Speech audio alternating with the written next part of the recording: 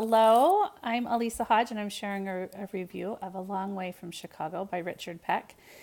This is a story that's set in the Great Depression, the summers between 1929 and 1935, and it tells different, it's broken down into different chapters of each summer, and about the larger-than-life Grandma Dowdle and a brother and sister, Joey and Mary Alice, as they travel from Chicago to go visit the Grandma Dowdle in a little tired town of Illinois.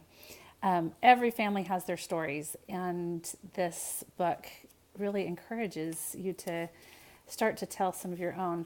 I love the descriptions of the grandma and other characters, the way that Richard Peck pulls you in.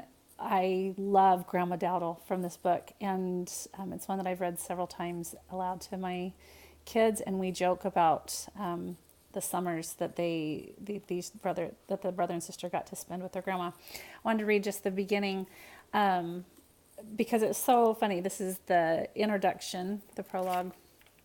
Excuse me, the prologue. It was always August when we went and spent a week with our grandma. I was Joey then, not Joe.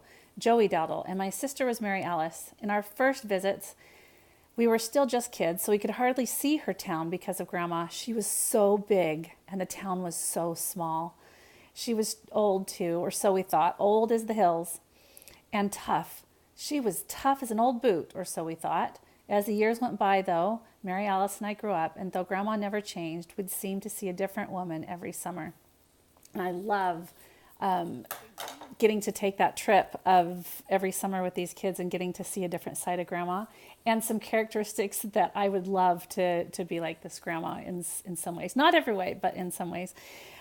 She had some really funny adventures with these kids and kept them on their toes.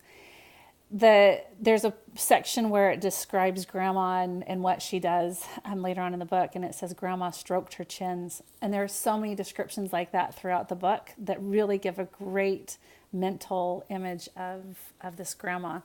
And sometimes you're a little fearful of her, and then other times you just want to crawl right up and snuggle up right next to her.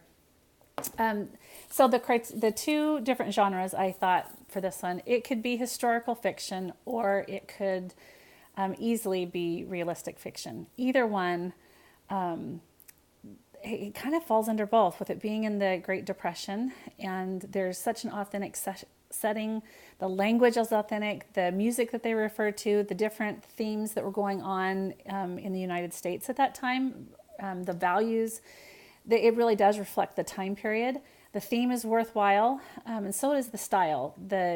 It very much gives way to the characterization of the grandma really easily. But it could also be realistic fiction. There's hope in her stories and in sharing them with the kids. So it is one that I love. I have it on my bookshelf, and I've given several copies away. I hope that you guys can enjoy it.